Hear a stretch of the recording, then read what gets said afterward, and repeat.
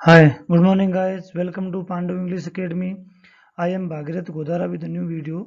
आज हम class 10th note 10th class 7th की ज्योग्राफी की एयर लेसन जो फोर्थ लेसन है उसकी फोर्थ वीडियो की स्टडी करेंगे। इसमें हमने एयर में 3 वीडियोस पहले पढ़ लिए हैं, जिसमें एयर के कंपोनेंट्स क्या थे, एयर के जैसे एटमॉस्फेयर में कौन कौन सी गैसेज हैं, फिर हमने एटमॉस्फेयर की लेयर्स पढ़ी कि कौन कौन सी लेयर हैं। इसके पहले वाली वीडियो में हमने विंड है, टेम्परेचर है, इसके बारे में पढ़ा। आज हम विंड के बारे में पढ़ेंगे, विंड्स के टाइप के बारे में पढ़ेंगे, विंड के मूवमेंट के बारे में पढ़ेंगे, तूफान कैसे आते हैं, आंधी कैसे आती है, इसके बारे में पढ़ेंगे, एयर प्रेशर के बारे में पढ़ेंगे। हम आज जो पढ़ेंगे वो साइक्लोन, एंटी साइक्लोन, वेदर के बारे में पढ़ेंगे, मॉइस्चरिटी के बारे में पढ़ेंगे, रेन कैसे होती है इसके बारे में पढ़ेंगे। ये आज के हमारे टॉपिक रहेंगे। सो आगे बढ़ने से पहले मेरा निवेदन है कि वीडियो को लाइक करें, सब्सक्राइब करें, शेयर करें, कमेंट करें, अपने फ्रेंड्स के बीच में फॉलो करवाएं। आगे देखते हैं। यस, विंड थोड़ी सी इसके बारे में मैंने पिछले वाले वीडियो में थोड़ा सा जानकारी आपको दी थी, उसी को मैं आगे लेते हुए चलता हूँ। The movement of the air from high air pressure to low air pressure area is called wind. ध्यान दें, विंड का मतलब होता है हवा का मूवमेंट। ओके, हवा का, एयर का मूवमेंट। हवा का मूवमेंट हमेशा हाई एयर प्रेशर से लो एयर प्रेशर तक होगा। मैंने आपको पहले वाली वीडियो में, इसके पहले वाली वीडियो में बताया था कि टेम्परेचर और एयर प्रेशर का अपोजिट रिलेशन है। जब टेम्परेचर बढ़ेगा तो एयर प्रेशर कम होगा, और हवा कहाँ से आएगी? हाई एयर प्रेशर से लो एयर प्रेशर की तरफ आएगी। जब टेम्परेचर हमारे यहाँ बढ़ता है तो यहाँ एयर प्रेशर कम होता है, तो यहाँ आंधी आएगी। जैसे हम मान सकते हैं मई जून के मंथ के अंदर राजस्थान के अधिकांश जिलों के अंदर आंधी आती है, क्योंकि यहाँ टेम्परेचर बढ़ता है। जब टेम्परेचर बढ़ता है इसका मतलब एयर प्रेशर कम होगा, तो बाहर से हवाएं दौड़ करके यहाँ आएगी। तो यही रूल यहाँ लगता है। A wind is named after the direction from the which it blow, as the wind blow from the west is known westerly. जिस दिशा से हवा बहती है उसी के अनुसार उसका नामकरण किया जाता है ना। जैसे wind can be broadly divide into 3 types. 3 तरह से विंड को डिवाइड किया गया है। क्या क्या है? Permanent wind, seasonal wind, local wind. ये मैंने पहले वाले वीडियो में पढ़ा दिया था, मैं इसको एक बार रिवाइज करते हुए आगे बढ़ूंगा। ओके, आगे देखते हैं। ये परमानेंट विंड कौन सी होती है? द ट्रेड विंड, व्यापारिक पवने, है ना। ये व्यापारिक पवने क्यों है? क्योंकि समुद्र के अंदर है ना, ये पवने व्यापार, ट्रेड करने में बहुत ही सहायता किया करती थी। पहले आपने देखा होगा जब बोट चलती थी समुद्र के अंदर, है ना, इन बोट्स के ऊपर क्या था, ऐसे ऐसे पोल लगे होते थे, और इन पोल्स के बीच में कपड़े लगे हुआ करते थे यूं, है ना। वो इनमें क्या होती थी, हवा भरती थी। तो अगर हवा इससे इससे चलेगी तो ये इसमें हवा भरेगी, तो ये आगे बढ़ने के लिए उसको, इस बोट को आगे बढ़ाती थी, चलाती थी। तो इनको व्यापारिक पवने बोलते हैं, है ना। वेस्टर्लीज होती है, ईस्टर्लीज होती है ना, पूर्वी पवने, पश्चिमी पवने, है ना, are the permanent winds. These blows constantly throughout the year in the particular direction. ये हमेशा पूरे साल भर बहती है, बंद नहीं होती है, बहती ही रहती है। इनको बोलते हैं परमानेंट विंड्स। ओके, जैसे ये है। अब ध्यान दें, इस यहाँ थोड़ा सा रुक करके समझे। ये इक्वेटर है, ये क्या है? इक्वेटर है। इक्वेटर पर एक अलग तरीके का प्रभाव बनता है, ध्यान दें। इक्वेटर पर मैंने आपको बताया था, ये जो एरिया दिख रहा है, ये डैश डैश लाइन, ये लाइन और ये लाइन, सन हमेशा इन दोनों, इन दो लाइन के बीच में मूवमेंट करता है। इधर आता है, इधर आता है, इधर आता है, इधर आता है। तो इस एरिया में टेम्परेचर बढ़ता है। तो जो ये एरिया देखो, ये जो इक्वेटर के बिल्कुल पास में, यहाँ टेम्परेचर बजाय यहाँ के और यहाँ के, यहाँ ज़्यादा होगा।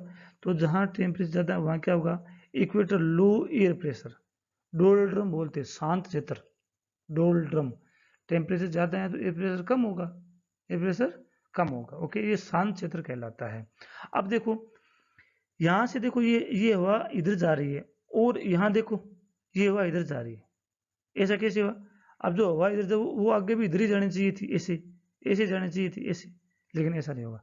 इक्वेटर का एक रूल है कि इक्वेटर के, आप अगर हवा जिस तरफ से आ रही है उसके उसकी फीट, उसकी तरफ फीट करके खड़े हो जाएं। अगर हवा इस तरफ से आ रही है और आप इसकी तरफ फीट करके खड़े हो जाएं, तो हवा जो आपके राइट हैंड की तरफ मुड़ जाएगी। ऐसा रूल है, ये यूनिक रूल है। ये हवा के मूवमेंट का यूनिक रूल है। ऐसे हवा मूवमेंट करती है हमेशा, हमेशा इक्वेटर पर। इस तरफ से आ रही हवा इस तरफ से टर्न हो जाएगी, यहाँ से आ रही हवा ऐसे टर्न हो जाएगी। ये इक्वेटर का रूल है। मतलब इसको एक नाम है बोरो, फोबिल्स फॉर्मूला या बोरलिस फॉर्मूला, ऐसे कुछ नाम है। ओके, तो जिस दिशा में हवा आ रही उस तरफ अगर हम फीट होकर खड़े हो जाएं तो हवा हमारे राइट हैंड की तरफ टर्न हो जाती है जैसे ये इक्वेटर को क्रॉस करेगी। अब अगर इधर से आ रही है ना, तो ये इधर क्रॉस टर्न हो जाएगी, अगर इधर से जा रही है तो इधर टर्न हो जाएगी। आई थिंक ये आपको समझ में ये विंड के मूवमेंट का रूल है इक्वेटर पर, ध्यान दें। अब आप देख लें, ये देखो हवा यहाँ से आ रही है तो यहाँ जाकर इधर होगी। अब जो ये हवा यहाँ से आ रही थी है ना, ये देखो यहाँ जब इधर आ गई है ना, इस तरह से अब यहाँ जो आ रही है वो इधर आ गई। ये देखो यहाँ वाली तो इधर ही जाएगी, देखो ये बीच में दिखाई दे रहा है। अब ये बीच में कुछ कुछ चीजें दिखाई गई, इसको देखें आप, ये आपके समझ में आएगी। ये जो बीच वाला क्षेत्र है इक्वेटर लो प्रेशर डेल्ड्रम है, north west trade trade wind यहाँ बहती है, इन दोनों में ट्रेड बहती है।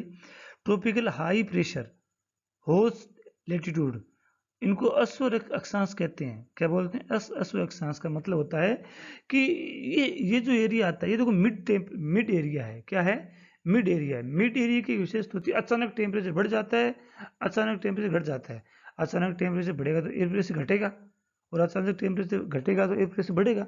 तो यहाँ अस्थिरता ज्यादा रहती थी, अस्थिरता ज्यादा रहती थी। तो यहाँ क्या होता था, पहले हॉर्स की ट्रेडिंग हुआ करती थी, मतलब बोट के ऊपर हॉर्स को लाया जाता था। तो ये क्या करते थे, जब अचानक क्लाइमेट में चेंज हो गया तो जो बोट थी, बोट डूबने लगती, तो क्या करते, जो इनके घोड़े थे इनके पास में, उनको ये अंदर डाल दिया करते, फेंक दिया करते समुद्र के अंदर, है ना। तो इसीलिए इनको होस्ट लेटीट्यूड कहते हैं, अश्व अक्षांश कहते हैं, है ना। और हाई प्रेशर का है क्योंकि यहाँ टेम्परेचर लो रहता है। आगे इधर पढ़ेंगे, ये पोलर लो प्रेशर आ जाता है। ये बीच वाला जो हाई का थोड़ा सा टेम्परेचर बढ़ता है फिर यहाँ कम आ जाता है, यहाँ थोड़ा सा बढ़ेगा यहाँ फिर कम आ जाएगा। इस तरह से चलता ही रहता है, मतलब एक के बाद एक जगह हाई फिर आगे लो, एक जगह हाई आगे लो, एक जगह हाई आगे लो, इस तरह से चलता है। आई थिंक ये आपको समझ में आया होगा। आगे देखते हैं सीजनल विंड्स क्या होती है। Seasonal winds are change their directions in different seasons, for example monsoon in India, है ना। सीजनल विंड्स वो होती है जो सीजन के अकॉर्डिंग अपनी मूवमेंट को चेंज कर लेती है, जैसे इंडिया में जो होती है सीजन में जो मानसून जो विंड चलती है, हम कह सकते हैं मानसूनी हवाएं जो चलती है, दक्षिणी पूर्वी जो हवाएं हैं वो मानसून विंड कहलाती है। ये सिर्फ सीजन में विंड रेनी सीजन में चलती है और कभी नहीं चलती है ना, इनको ऐसा कहते हैं। Local wind, these blow only during a particular period of a day or year in a small area, जो छोटे से एरिया में बहती है, जैसे मैं बोलता हूँ लू, है ना। लू जो एक लोकल विंड है जो राजस्थान के कुछ जिलों में बहती है, वो कुछ ही महीनों या कुछ ही दिन में बहती है, बाकी वो नहीं बहती है। इस तरह से वर्ल्ड में बहुत सारी हवाओं के नाम है, चिनकू, हरमटन, है ना, बहुत सारे हवाओं के आपको मिलेंगे, रोल्ड्रम, है ना। तो वो local winds, for example land and sea breeze, समुद्री और स्थलीय हवाएं जो होती हैं। Do you recall the hot and dry local winds of your north plains of India? हाँ, पहचान सकते हैं, लू जो है यहाँ की गर्म हवा है, और हमारे यहाँ एक शीत लहर भी चलती है, ठंडी हवाएं भी चलती है ना। तो वो शीत लहर कहलाएगी। तो ये लोकल विंड्स होती है। आगे बढ़ते हैं, साइक्लोन। साइक्लोन के बारे में समझें। साइक्लोन जो होता है, देखो अंदर से बाहर की तरफ मूवमेंट आना, इस तरह से अंदर से बाहर, मतलब हवा हमेशा हाई से लो की तरफ, इसका मतलब हवा अंदर से बाहर जा रही, इसका मतलब बीच में तो हाई प्रेशर बनेगा, है ना, और बाहर की तरफ लोअर प्रेशर बनेगा। तो अंदर से बाहर जाएगा तो फैलेगा, ये क्या करेगा, फैलेगा।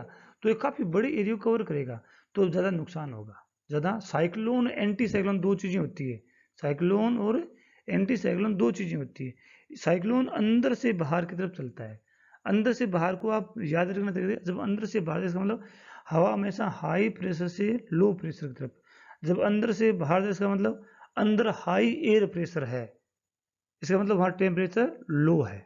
टेम्परेचर क्या है, लो है। तो साइक्लोन हमेशा लो टेम्परेचर के समय आता है। कहाँ आता है, देखते हैं, अभी पढ़ते हैं इसको। Cyclone is a system of winds rotating counters clockwise in northern hemisphere around low pressure enters. Okay, clockwise चलती है, तो क्लॉकवाइज घड़ी के मूवमेंट में चलती है। Okay, whirling air rises and cools and created clouds and precipitation। ध्यान दें, साइक्लोन जब आता है तो मौसम आंधी तूफान का बनता है। क्या बनता है, मौसम आंधी तूफान का बनता है। और जो एंटी साइक्लोन आता है तो मौसम साफ होता है, क्योंकि एंटी साइक्लोन में हवाएं बाहर से अंदर आती है, मतलब बाहर ज़्यादा होता है एयर प्रेशर, अंदर एयर प्रेशर कम होता है, तो उसको एंटी साइक्लोन बोलते हैं। जो हमारे यहाँ राजस्थान के अंदर एक भूगोली आता है, एक हवा का भंवर आता है, उससे वो क्या होता है, एंटी साइक्लोन होता है, क्योंकि उसमें हवाएं बाहर से अंदर की तरफ आती है, वो एक गांठ बना करके रखता है, वो फैलता नहीं है, एक जगह रहता है। आगे देखते हैं एंटी साइक्लोन।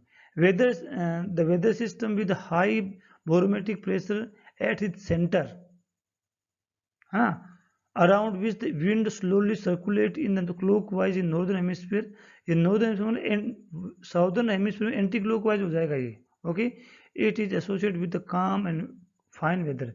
एंटी साइक्लोन जब भी आएगा तो वेदर हमेशा साफ होगा। ये देखो साइक्लोन में क्या होता है, ये बादल आएंगे और एंटी साइक्लोन में साफ होगा, हवा ऊपर से नीचे की तरफ आएगी और क्लाइमेट क्या होगा, साफ होगा। हाई एयर प्रेशर है ना, और लो एयर प्रेशर, इस तरह से। आगे देखते हैं मॉइस्चरिटी क्या होती है। मॉइस्चरिटी का मतलब स्काई में नमी जो होती है, moisture in the air at any time is known as humidity. When the air is full of water vapour we call it humidity. जब हवा के अंदर पानी की मात्रा ज़्यादा होती है तो हम उसे ह्यूमिडिटी कहते हैं। ये ह्यूमिडिटी है। ह्यूमिडिटी का देख लें, हवाओं का मूवमेंट का है। जो हवा धरातल के पास में तो ज़्यादा गर्म होती है, और ये हवाओं का मूवमेंट देखिए आप, जैसे धरातल के टच में आएगी हवा गर्म होगी, हवा ऊपर चली जाएगी, और जैसे हवा ऊपर जाएगी, ये जगह यहाँ से ऊपर खाली होगी तो ऊपर वाली हवा नीचे आ जाएगी। इस तरह से हवा का मूवमेंट चलता रहता है। देखो ये कूल एयर है और ये वार्म एयर है। वार्म एयर यहाँ से ऊपर जाएगी, इसका स्थान लेने के लिए ठंडी हवा नीचे आ जाएगी। ठंडी हवा जैसे नीचे आएगी, यहाँ गर्म, यहाँ आते ही गर्म हो जाएगी, वापस ही ऊपर जाएगी तो ऊपर वाली जैसी हवा ठंडी होगी नीचे आ जाएगी। इस तरह से एयर का मूवमेंट चलता रहता है। अगर एयर मूवमेंट नहीं करें तो सब चीजें जल जाएगी, बिल्कुल भी सूर्य की रोशनी में सब चीजें जल जाएगी, पृथ्वी रहने लायक बचेगी ही नहीं। इसलिए हवाओं का मूवमेंट होना बहुत जरूरी है। ओके, आई थिंक ये आपको समझ में आया होगा। आगे हम बढ़ते हैं rainfall. Water vapour rises it start cooling. जैसे पानी की मात्रा आकाश में बढ़ जाती है तो बादल होने, कूलिंग होने लगती है, ठंडी होने लगती है। Water vapour descend condenses causing formation of the droplets of water, है ना। फिर कंडेंसेस होती है ना, और पानी की बूंदे बनना शुरू हो जाती है ना। Clouds are just masses of such droplets. और क्लाउड जो होते हैं ना, उन्हीं ड्रॉपलेट्स के, ड्रॉपलेट होते हैं उनके अंदर, वेपर नहीं होती, वो ड्रॉपलेट के बने होते हैं। These droplets of water become too heavy to float in the air. फिर हवा में जल्दी से तैर नहीं पाते हैं। Then they come down as a person. जब ये ड्रॉपलेट बन जाती हैं, है ना, तो ये हवा में मूवमेंट नहीं कर पाते हैं और बारिश रूप में नीचे आ गिरते हैं। तो आपको समझ में आएगा बादल कैसे आते हैं। देखो बादल जैसे ये क्लाउड जो है, ये हिली एरिया के पास में पहुंचेगा तो इधर से हवा आएगी, है ना, तो इस पे प्रेशर बढ़ेगा, तो ड्रॉपलेट ज़्यादा जल्दी होगी तो हवा बारिश हो जाएगी। देखो इस एरिया में बारिश हो रही है, इस एरिया में बारिश नहीं होगी कभी भी, इसको ड्राई एरिया बोलते हैं। क्या बोलते हैं? ड्राई एरिया बोलते हैं। इसको प्रेसिपिटेशन बोलते हैं। आई थिंक ये चीज़ आपको समझ में आई होगी। यदि वीडियो अच्छा लगा हो तो लाइक करें, सब्सक्राइब करें, शेयर करें, कमेंट करें, अपने फ्रेंड्स के बीच में शेयर करवाएं। और मेरे इस चैनल पर क्लास 6 या 12 तक के SST इंग्लिश के नोट्स, grammar, composition, application, story, letter writing, सब चीज़ें आपको बहुत ही बेस्ट मैनर्ड और रिटर्न फॉर्मेट में मिलेंगी, विद एक्सप्लेनेशन मिलेंगी। आई थिंक आपको बहुत अच्छी पसंद आएगी यदि आप उसे विजिट करते हैं। सो यदि वीडियो अच्छा लगा हो तो लाइक करें, सब्सक्राइब करें। Thanks for watching.